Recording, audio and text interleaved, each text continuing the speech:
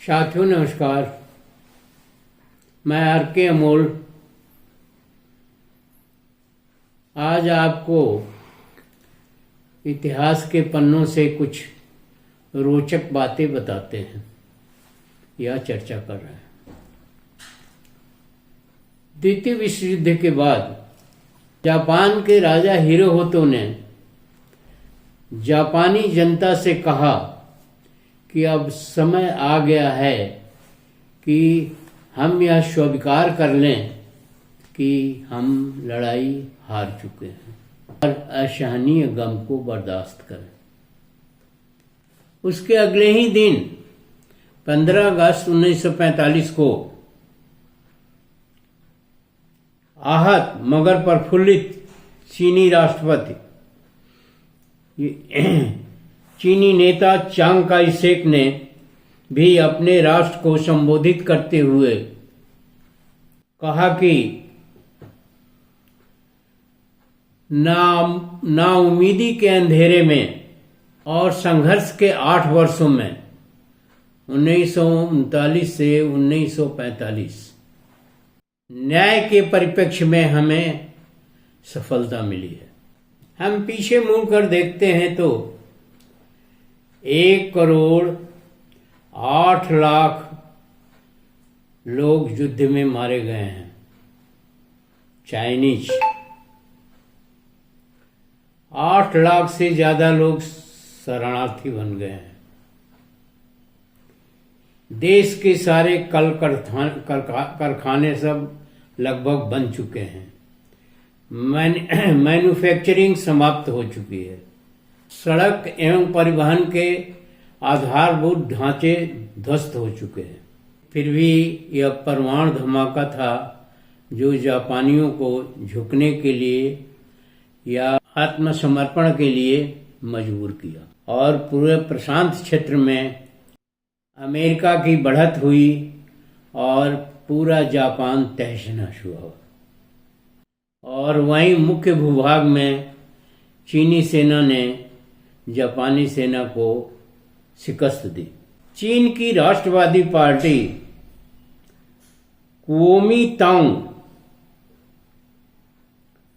इस जीत की सबसे बड़ी हकदार थी। इसके बाद कम्युनिस्ट पार्टी का स्थान है। चियांग काई शेक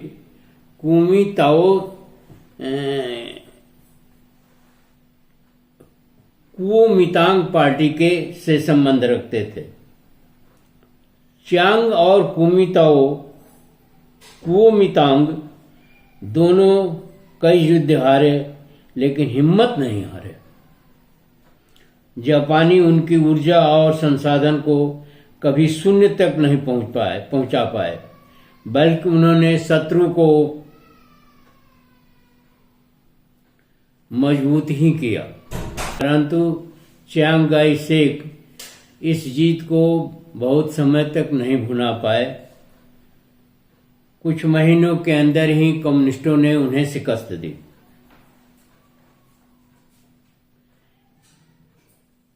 एक साल के अंदर वहां गृह युद्ध छिड़ गया और 1949 के अंत तक कुओमिंतांग पार्टी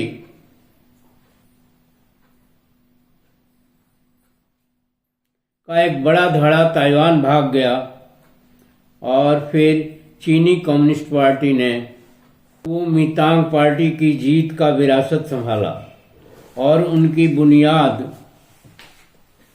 पर आधुनिक चीन को खड़ा किया। यही वह असली उपलब्धि है जिसे चीन सरकार ने बीजिंग में भारी सैन्य प्रदर्शन को जश्न के साथ मनाया। 70वीं वर्षगांठ पर के समापन पर यह दावा कि साम्यवादियों ने यह लड़ाई जीती थी दोषपूर्ण है। हालांकि उन्होंने कुछ खून खराबे के साथ मजबूत चीन के निर्माण को जारी रखा जिसके बारे में चांग ने भी कल्पना की थी। एक ऐतिहासिक घटना जो समय के साथ किस तरह से मुड़ती है या टर्न लेती है, इसके बारे में यह एक अच्छा उदाहरण है कि जापान वाले इस कदर आगे बढ़ रहे थे युद्ध में कि लगता था सारा विश्व जो है जापान के अधिकार में आ जाएगा, परंतु एकाध घटनाओं ने समय के साथ जापान का विनाश कर दिया और वह बुरी तरह से युद्ध पराजित हो गया। अमेरिकियों ने उसके साथ संधि भी करी और उन्होंने ये भी यहाँ तक उन्होंने कहा कि जापान की आज से कोई भी सेना नहीं होगी और उनकी सुरक्षा की जिम्मेदारी अमेरिका की होगी, जो आज तक है। यह एक अपमानजनक संधि थी जिसे जापान को झेलना पड़ा और आज तक झेल रहा है।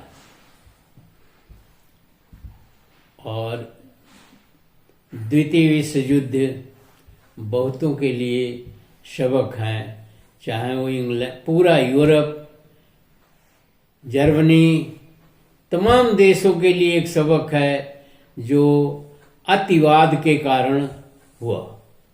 ऐसा मेरा मानना है कि अगर अतिवाद न होता तो ऐसी स्थिति नहीं आती और जो जैसे था वैसे चलता रहता, लेकिन अतिवाद के कारण ही ऐसी घटना घटित हुई कि जापान जो अपने को विश्व विजयी मान रहा था वो आज कहीं नहीं है और उसकी विश्व में काफी जो है थू हुई।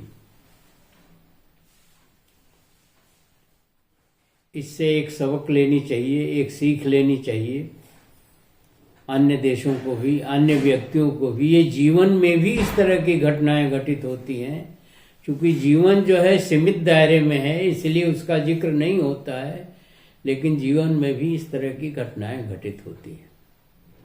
समय से बड़ा कोई बलवान नहीं होता है और आज चाइना जापान से काफ़ी आगे है और एक स्वतंत्र